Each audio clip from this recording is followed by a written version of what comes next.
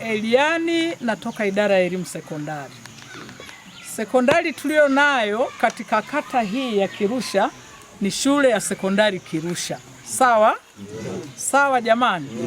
Mheshimiwa Mwenyekiti, naomba nichukue muda huu kuwapongeza jamii hii ambayo ina watoto pale Kirusha.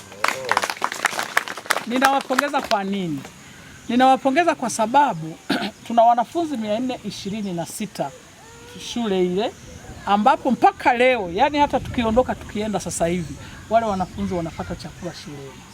Kwa hiyo ninawapongeza watu hawa kwa namna walivyohamasika na wanaendelea vizuri kutuunga mkono. Na mheshimiwa wangu, hongera sana.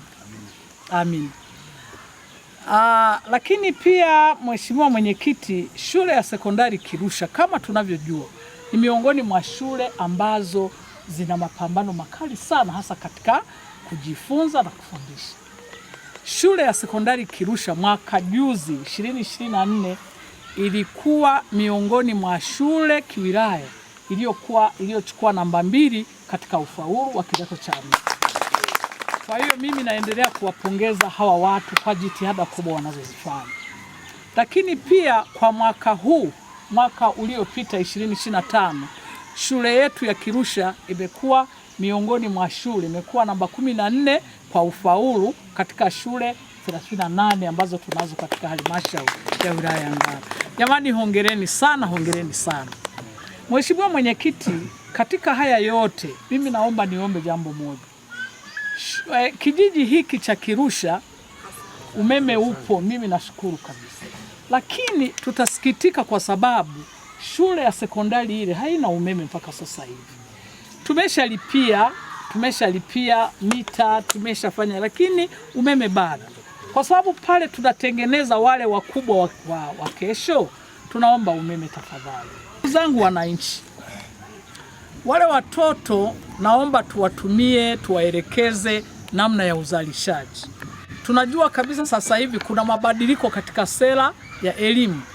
Sera ya elimu inatutaka mwanafunzi ajifunze kutumia mikono yake na akili na uwezo wake wote, azalishe. Sawa ndugu zangu?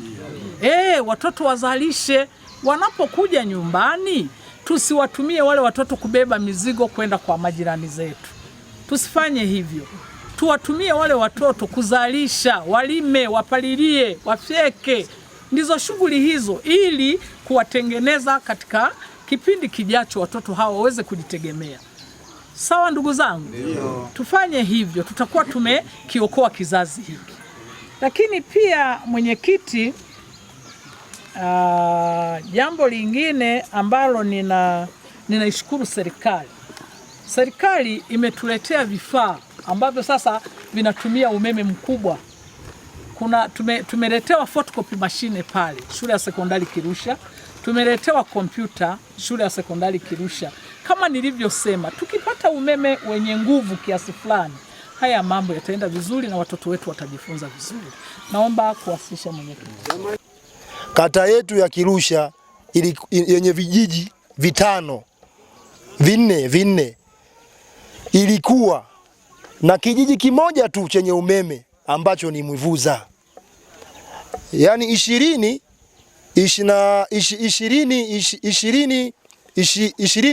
mpaka 2025 kata ya Mwivuza, kata ya Kirusha ilikuwa ina kijiji kimoja tu chenye umeme. Lakini serikali ya Daktari Samia Suluhu Hassan ikaleta miradi ya umeme vijiji 3 ambavyo ni Murutabo, Kasange na Kirusha yenyewe. Vijiji hivi vyote vimewashiwa umeme awamu hii, mradi wa REA 3 round 2. Na tunapowasha umeme kwenye kijiji, tunawasha umeme kwenye makao makuu ya kijiji. Na kijiji lazima kiwe kina vitongoji. Kwa hiyo tukiwasha umeme, tutawasha umeme kwenye kila kitongoji ambacho ni makao makuu ya kijiji. Kwa hiyo vitongoji vingine vitasubiria miradi mingine ya umeme. Na ndugu zangu wana Kirusha na wana Kasange, miradi ya umeme, ya usambazaji umeme vitongojini ni mingi na itakuja mingi. Kama mnavyoona nilivyoeleza awali, tumepata mradi wa kusambaza umeme kitongoji cha Murutabo, kijiji cha Kirusha, kijiji cha Murutabo, kata ya Kirusha, kitongoji cha Kumuyage, mradi wa Hamlet Electrification Project, yani mradi wa usambazaji umeme kwenye vitongoji. Kwa kuna miradi mingine ndugu zangu inakuja. Vitongoji vingine ambavyo havina umeme havitasahaulika na havijasahaulika. Tunaomba uvumilivu wenu. Miradi iko mingi inakuja na kila kitongoji kitawashiwa umeme. Awamu ya sasa ya serikali ni kuwasha umeme vitongoji vyote ambavyo havina umeme, kwa sababu tushamaliza kuwasha umeme vijiji vyote ambavyo havikuwa na umeme.